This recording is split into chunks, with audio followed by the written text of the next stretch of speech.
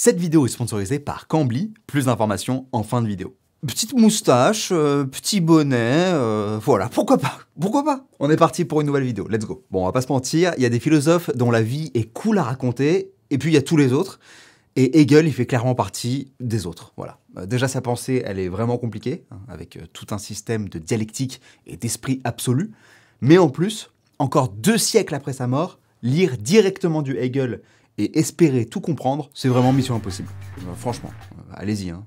Achetez un de ces livres, vous allez vivre le sentiment très déplaisant d'avoir un cerveau qui est tout simplement insuffisant, voilà. En même temps, quand le best-seller de quelqu'un s'appelle Phénoménologie de l'esprit, voilà, hein, on comprend vite que ça va pas être une petite lecture d'été pour la plage entre 2 mojitos. Alors que si vous lisez mon dernier livre, qui s'appelle Le Code, et qui est dispo un peu partout, mais là c'est le kiff. Je dis d'ailleurs dernier, mais premier aussi. Hein. Mais revenons à Hegel, c'est pas le sujet là, c'est pas le sujet le code, qui est disponible partout, les liens en description, c'est pas le sujet. Revenons à Hegel, parce que c'est aussi grâce à sa complexité qu'il a construit une réflexion aussi précise, et que encore aujourd'hui, bien que peu de gens savent vraiment ce qu'il a pensé ou dit, tout le monde a déjà entendu parler de lui. Mais il aurait pu avoir le bon goût de compenser un peu sa philosophie en étant par exemple un soldat, comme Socrate, on a vu, ou un aventurier fou qui grimpe dans les montagnes, ou bien un agent secret. Mais malheureusement, si le comprendre, c'est mission impossible, bah pour le coup, sa vie, c'est vraiment pas mission impossible. Le film avec Tom Cruise, qui s'appelle Mission Impossible d'ailleurs. Rien qui ne soit réellement savoureux, intriguant ou rempli de suspense. Mais est-ce que c'est une raison suffisante pour qu'il n'ait pas droit à sa vidéo, comme tous les autres? Peut-être que oui. Peut-être, mais pas pour nous. Parce qu'ici, on aime les challenges.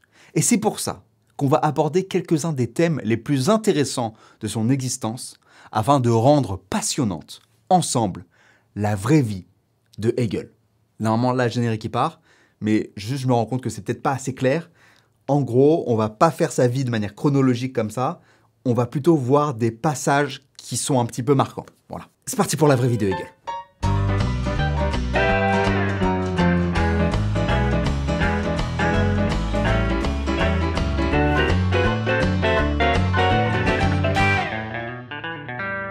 Comme nombreux de nos philosophes, Hegel a goûté tôt au deuil. Déjà, il a 3 frères et sœurs qui vont mourir à un très jeune âge.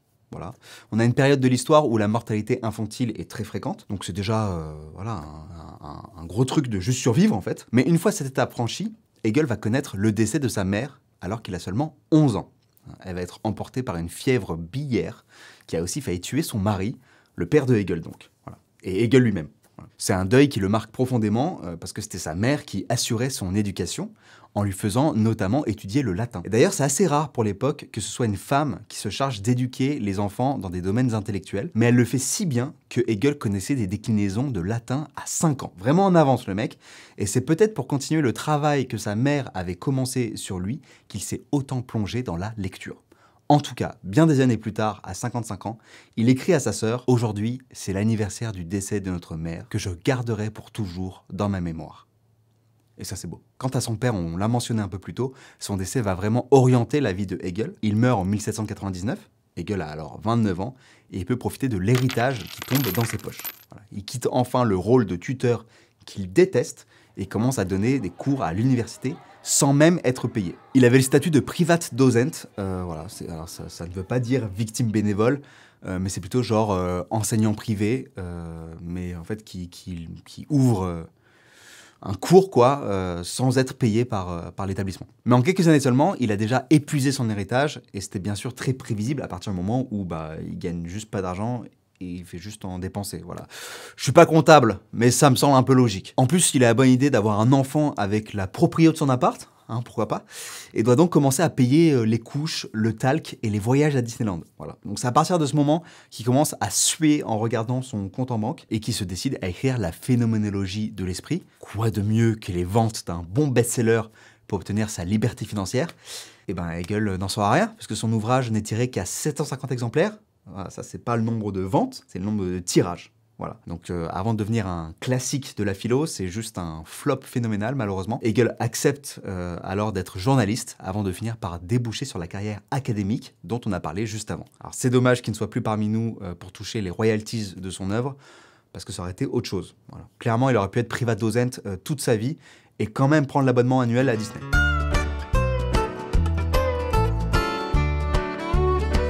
Une des choses les plus intéressantes aussi à savoir sur Hegel, ce sont les amitiés qu'il a eues, et notamment le trio qu'il a formé à un moment donné avec Friedrich Hölderlin et Friedrich Schelling. Voilà, quand on sait que lui-même s'appelait Georg Wilhelm Friedrich Hegel, c'était apparemment une petite secte fermée où on pouvait rentrer que sur présentation de sa carte d'identité. Voilà. Parce qu'il y a Friedrich, en fait, à chaque fois dans les prénoms.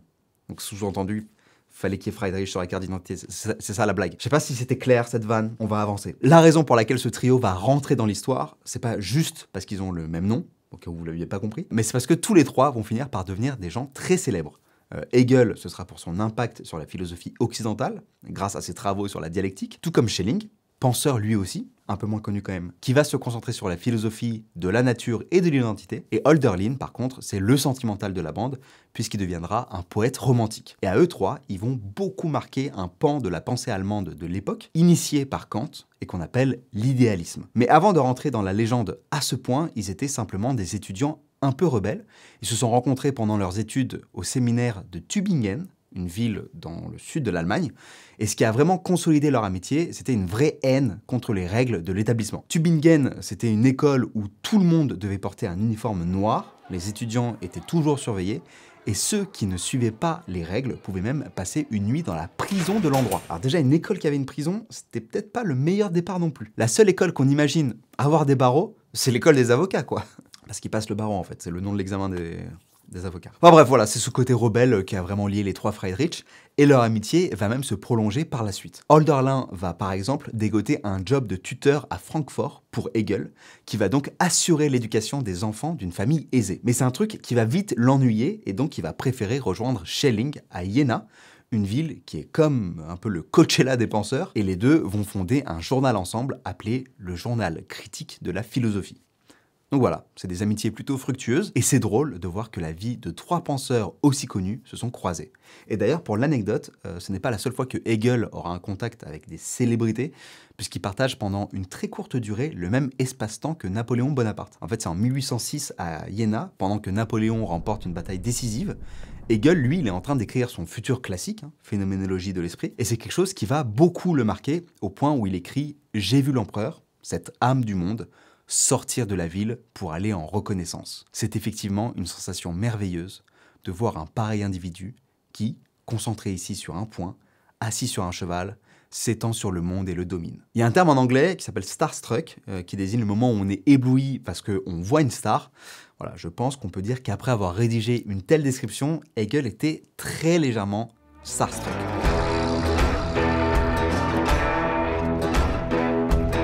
On a d'autres anecdotes qui nous montrent un petit peu quel genre de caractère avait Hegel. Par exemple, il y a ce petit crush qu'il a eu sur Auguste, à l'époque où il fréquentait des tavernes pour jouer aux cartes. Auguste vivait avec sa mère dans une boulangerie qui avait fait le choix original de vendre du vin aux étudiants. Bon, après la prison dans l'université, je ne suis plus surpris de rien dans cette Allemagne. Voilà. Et Hegel pousse le délire au point d'organiser un bal où Auguste sera choisi comme reine. Vraiment un gros lover. C'était une comédie romantique dans sa tête. Sauf que petit détail, Auguste, elle, ne le choisit pas comme roi et elle préfère même les charmes d'un ami de Hegel qui s'appelle Fink. Rien à voir à Finkielkraut. Rien à voir. Gros coup dur pour Hegel qui était sentimental au point de classer dans ses lectures favorites Le voyage de Sophie de Memel jusqu'en Saxe. Un livre très fleur bleue, sans grande richesse littéraire. Mais malgré tout ça, il peut toujours se réfugier dans son trio de Friedrich, et on a mentionné leurs humeurs de rebelles à l'école de Tübingen. Il y a un événement assez légendaire qui montre bien ça. Alors pour contextualiser vite fait, les Friedrich, ils sont bien évidemment passionnés par les révolutions, et du coup ils surkiffent ce qui était sûrement la plus importante révolution en Europe, à ce moment-là, celle de 1789, en France. Ils espèrent que ça va vite contaminer l'Allemagne, et ils suivent les avancées à fond, etc. Et là, la légende nous dit qu'ils auraient même planté un arbre de la liberté, pour danser autour et chanter la Marseillaise, traduite en allemand par leurs soins. Ça, c'est la légende. Clairement, ils mettent l'amour de la Révolution assez haut quand même, et pourtant, on ne connaît pas forcément Hegel dans la culture populaire sous cet aspect romantique et rebelle. C'est simplement parce qu'à un moment de sa vie, en fait, il a fini par se poser un peu plus, en gros, à partir du moment où il a commencé sa carrière académique, et après quelques expériences de journaliste et de tutorat, il va devenir recteur d'une école secondaire, et puis il va gravir les échelons, successivement prof d'université à Hambourg, puis à Berlin, et enfin recteur à l'université de Berlin, quelques temps avant sa mort. Voilà. Il aurait eu un un excellent profil LinkedIn. Mais voilà, durant toutes ces étapes, on n'a plus trop d'anecdotes qui témoignent d'un petit côté fougueux, etc. Clairement, il a l'air de s'être assagi. Ses premières expériences de prof sont d'ailleurs assez timides, puisque c'est pas un très bon orateur. Il y a un de ses étudiants qui témoigne d'ailleurs en disant que il était assis là, morose, la tête penchée devant lui, lassé, feuilletant constamment d'avant en arrière, à travers ses notes, alors même qu'il continue à parler. Mais le temps va passer et Hegel prendra l'habitude de donner des cours, et finalement, les gens vont venir des 4 coins du monde pour le voir. Des prêtres, des visiteurs musulmans, des diplomates. Aujourd'hui, on connaît Berlin pour les boîtes de nuit, mais à l'époque, le truc chaud à Berlin, c'était les cours de Hegel. Hegel qui s'éteindra donc du choléra, c'était l'épidémie de choléra à ce moment-là, à 61 ans, donc 2 ans après être devenu recteur, entouré de sa femme et de leurs 2 enfants. Il aura donc connu une jeunesse un peu plus agitée et puis une vie professionnelle relativement calme, dès le moment où il a su qu'il devait privilégier sa sécurité financière après la mort de son père.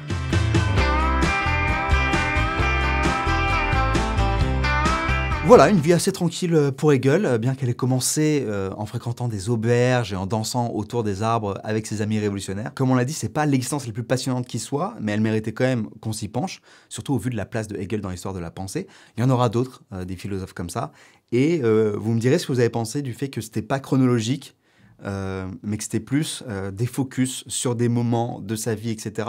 Il y a quand même un aspect chronologique, mais c'est pas l'angle d'entrée. C'est un peu subtil. Il y a un travail d'écriture. Oui, il y a un travail d'écriture. En tout cas, il laisse derrière lui une philosophie qui aura influencé grandement Karl Marx, pour ne citer que lui. Et d'ailleurs, Hegel est tellement influent qu'il a même donné son nom au courant de l'hegelianisme. Voilà.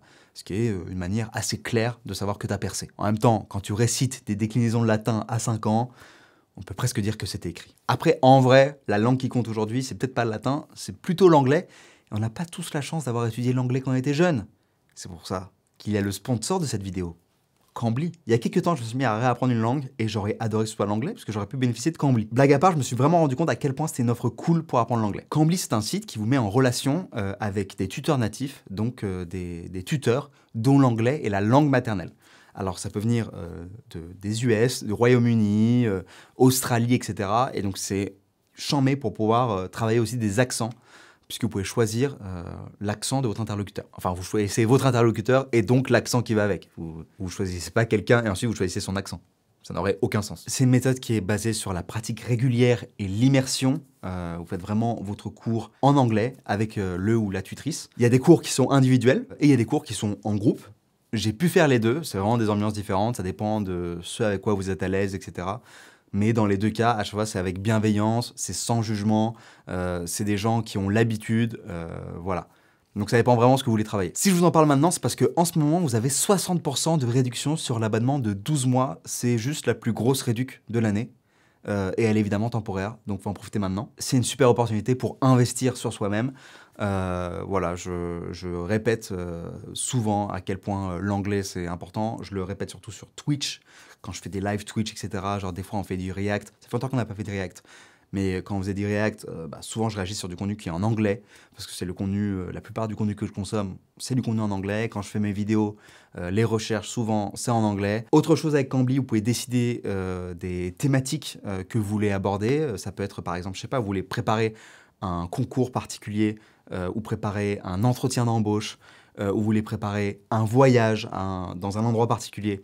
Tout ça, vous pouvez le faire sur Cambly, en sélectionnant à chaque fois les thématiques en relation avec ce que vous voulez préparer, ou en discutant avec votre tuteur de ce que vous voulez préparer, etc. Enfin bref, voilà. C'est vraiment clé en main, customisable, c'est vraiment un truc à la carte. Et encore une fois, je vous disais au début, je suis dégoûté que ça n'existe pas dans d'autres langues. Je l'aurais kiffé en japonais, voilà, je vais pas vous mentir. Cambly, si vous voulez faire du japonais, allez-y. Vous pouvez aussi bénéficier d'un cours d'essai de 30 minutes pour 1 € à tester sur la plateforme. Voilà. Toutes les informations, elles sont dans le lien en description. N'hésitez pas à y aller. Je remercie Cambly une nouvelle fois qui soutient la chaîne. Donc voilà, merci. C'est grâce à des sponsors comme ça que on peut faire des vidéos cool. Voilà. Donc merci beaucoup à eux. Merci à vous d'avoir regardé cette vidéo. J'espère qu'elle vous aura plu. Je vous embrasse très fort. Love, peace. Ciao.